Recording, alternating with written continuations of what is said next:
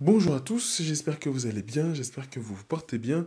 Juste un petit épisode, voilà, très rapide pour vous souhaiter une très bonne Pâques. Voilà, ça y est, le carême est fini.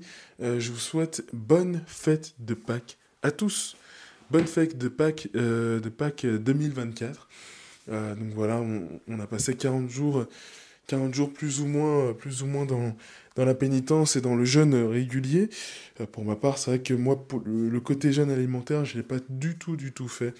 Le mercredi décembre, et là, à l'heure où je le fais, on est encore dans la semaine sainte, donc je ne sais pas si j'aurai le courage de jeûner le vendredi saint, mais je vais tout faire pour. Mais bref, je fais l'épisode en avance, je vous souhaite une très bonne fête de Pâques, on peut enfin le dire. Alléluia, Alléluia. Franchement, même pour les personnes qui ont pris le train en route à la fin, sachez que vous avez quand même le droit de fêter Pâques. Faut pas vous dire, ah non, moi j'ai pas le droit parce que sur les 40 jours, j'ai fait que 5 jours où j'ai vraiment fait des efforts, le reste du temps, j'ai pas été bon, etc., etc. C'est pas grave. Si vous avez, vous savez, vous avez fait le truc jusqu'au bout, même si vous vous êtes réveillé que à la semaine sainte, on s'en fout. Le but, c'est que vous soyez arrivé prêt à la résurrection du Christ, c'est-à-dire vous étant confessé, ou bien ayant fait ce travail de pénitence sur vous, de prendre conscience de vos péchés, etc., en ayant un cœur qui veut se repentir. C'est ça le plus important. C'est vraiment ça le plus important. Donc bref, toujours est-il que même si votre carême est raté, entre guillemets, puisqu'on peut pas rater le carême, je vais pas revenir là-dessus, j'ai fait quelques épisodes de podcast là-dessus. Aujourd'hui, on est dans le temps pascal, on rentre dans ce qu'on appelle le temps pascal, et alors là, moi, c'est mon temps préféré.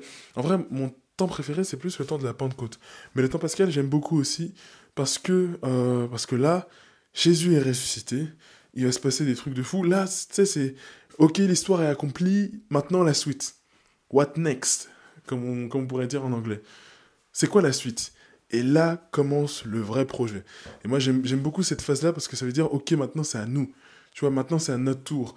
Et la Pentecôte, c'est l'accomplissement de ce truc de, ok, maintenant c'est à notre tour parce que l'Esprit Saint, il vient vraiment nous donner la force, tu vois, d'aller au-delà de juste, on est dans la joie du ressuscité. L'Esprit Saint, il vient dire, ok, maintenant que tu es dans la joie du ressuscité, tac, tu vas annoncer la parole, tu es dans l'action, c'est genre à toi, c'est à toi de jouer en fait. Donc moi, c'est des temps que j'aime, pardon, que j'aime beaucoup, beaucoup. Enfin bref, je vous souhaite une très bonne fête de Pâques.